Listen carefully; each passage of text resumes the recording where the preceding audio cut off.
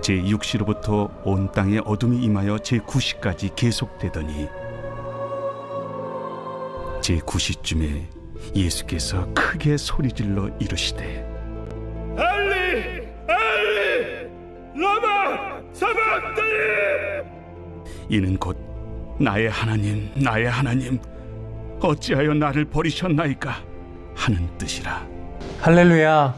오늘도 우리의 선한 목자 되신 예수님 안에서 진정한 안식과 쉼과 위로를 얻는 하루가 되시기를 간절히 소망하고 축복합니다. 정말 하루의 삶 속에서 예수님 때문에 쉼을 얻고 위로를 얻는다는 것은 참 복된 삶입니다. 이런 복된 하루 되시기를 주님의 이름으로 축복합니다. 고난주간과 부활절이 되면 많이 회자되는 영화 한 편이 있는데요. 패션 오브 크라이스트라는 영화입니다. 이 영화가 만들어질 당시부터 여러 가지로 화제가 되었습니다.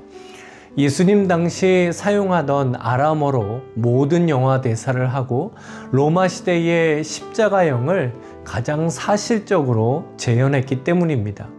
그 사실적인 묘사가 너무 잔인하다는 이유 때문에 한국에서는 이 영화가 청소년 불가 판정을 받기도 했죠. 영화 등급을 내리는 사람들이야 신앙적인 관점으로 이 영화를 보는 것이 아니기 때문에 그 잔인함 때문에 이런 판정을 하게 되었을 것입니다. 하지만 이 영화에서 묘사되었던 예수님이 당하신 그 고통은 실제적으로 견딜 수 없는 아주 잔인한 고통이었던 것이죠. 하지만 예수님에게 육체적인 고통만 있었던 것은 아닙니다. 이보다 더 고통스럽고 견디기 힘드셨던 단절의 고통을 예수님께서는 십자가에서 감당하셨습니다. 그 단절의 고통이 예수님께서 하신 네 번째 말씀에 담겨져 있는데요. 46절 말씀에 보면 제9시쯤에 예수께서 크게 소리질러 이르시되 엘리 엘리 라마 사박다니 하시니 이는 곧 나의 하나님 나의 하나님 어찌하여 나를 버리셨나이까 하는 뜻이라. 예수님께서 십자가에서 못 박히신 시간은 제3시인데 지금 우리가 사용하는 시간대로 바꾸어 생각해 보면 오전 9시입니다. 그리고 제9시 그러니까 오후 3시까지 십자가에서 예수님께서 달리시게 된 거죠. 이제 예수님의 생명이 다하시던 그 시점에 온 힘을 다하여 예수님께서 이렇게 외치십니다. 엘리 엘리 라마 사박다니. 이 말씀은 무슨 뜻일까요? 엘리는 나의 하나님이라는 뜻이고 라마는 왜 어찌하여 라는 뜻입니다. 그리고 사박다니는 버리셨나이까 떠나셨나이까 라는 뜻입니다. 그래서 나의 하나님 어찌하여 나를 버리셨나이까 라는 뜻입니다. 예수님께서 죄인들을 대신하여 십자가에서 세상 모든 죄를 감당하셨습니다.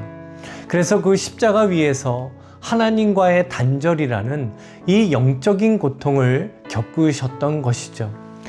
죄가 없으신 예수님께서 우리를 대신하여 이 고통 가운데 하나님의 심판을 담당하셨습니다. 하지만 이 말씀은 단지 절망과 절규의 외침만은 아닙니다. 왜냐하면 그 순간에도 예수님께서는 하나님께서 약속하신 메시아로서 하나님의 말씀을 지금 성취하고 계시기 때문입니다. 이 엘리 엘리 라마 사박다니라는 이 예수님의 외침은 시편 22편 1절의 말씀을 성취해 주신 것입니다. 내 하나님이여 내 하나님이여 어찌 나를 버리셨나이까 어찌 나를 멀리하여 돕지 아니하시오며 내 신음소리를 듣지 아니하시나이까. 예수님께서는 우리를 위해 오신 그리스도로서 육체의 고통과 함께 하나님과 단절되는 영적인 고통을 당하셔서 저와 성도님들을 구원해 주신 줄로 믿습니다. 그리고 또한 이 예수님의 절규는 이 시대를 사는 우리에게 세 가지 아주 중요한 신앙을 가지게 합니다. 첫 번째는 예수님께서 고통 가운데 하나님을 나의 하나님이라고 부르신 것처럼 우리도 고통 가운데 나의 하나님을 부르게 하셨다는 것이죠. 하나님은 우리 작은 신음에도 응답해 주시는 하나님이십니다. 하나님은 우리 고통을 모두 알고 계시죠.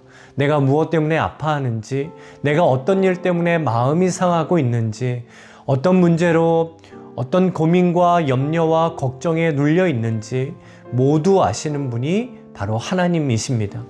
그러나 그 순간에 하나님께서 우리에게 원하시는 것은 바로 하나님을 나의 하나님이라고 부르며 그 하나님을 찾는 것이죠.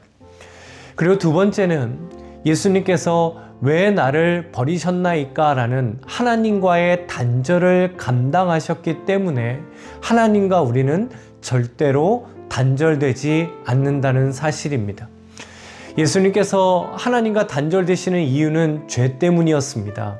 이 단절의 고통은 우리가 당해야 하는 죄값이었고 하나님의 심판이었던 것이죠. 그러나 예수님께서는 우리를 대신하여 이 죄값과 심판을 당하셨습니다.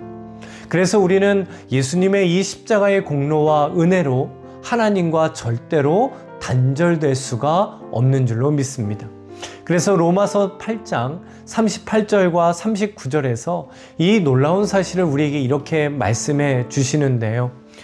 내가 확신하노니 사망이나 생명이나 천사들이나 권세자들이나 현재 일이나 장래 일이나 능력이나 높음이나 깊음이나 다른 어떤 피조물이라도 우리를 우리 주 그리스도 예수 안에 있는 하나님의 사랑에서 끊을 수 없으리라. 아멘. 그 무엇도 우리 주 그리스도 예수 안에 있는 예수님의 십자가를 통한 우리를 향하신 하나님의 사랑에서 끊을 수가 없습니다. 세 번째로 아무리 절망적인 순간이더라도 하나님의 손길은 우리를 붙들고 계신다라는 것을 예수님께서 보여주셨습니다. 누군가로부터 버림을 받는다는 건 너무나 고통스러운 일이죠. 특히 내가 마음을 주고 내가 진정으로 좋아하고 사랑하는 사람에게 버림을 받는다라면 그 고통은 말로 할 수 없이 커질 것입니다. 하나님께로부터 버림을 받는다는 것은 예수님에게 너무나 큰 고통이었고 절망이었습니다. 아마도 예수님께서 십자가에서 보내신 시간 가운데 가장 큰 절망이 찾아온 순간이었을 것입니다. 그러나 아무리 절망처럼 보이는 그 순간에도 예수님께서는 하나님을 신뢰하셨습니다. 이 모든 구원 계획을 이루시는 하나님의 손에 모든 것을 의지하신 분이 바로 예수님이셨던 것이죠. 우리도 절망처럼 보이는 순간이 있습니다. 참 암담하고 길이 보이지 않는 순간이 있고 그런 문제와 상황을 만나기도 합니다. 그래서 마치 하나님께서 내 인생에 아무것도 해주시지 않는 것처럼 느껴질 때가 있죠. 그러나 아무리 절망적인 순간이더라도 하나님의 손길을 우리는 붙들고 계시는 줄로 믿습니다.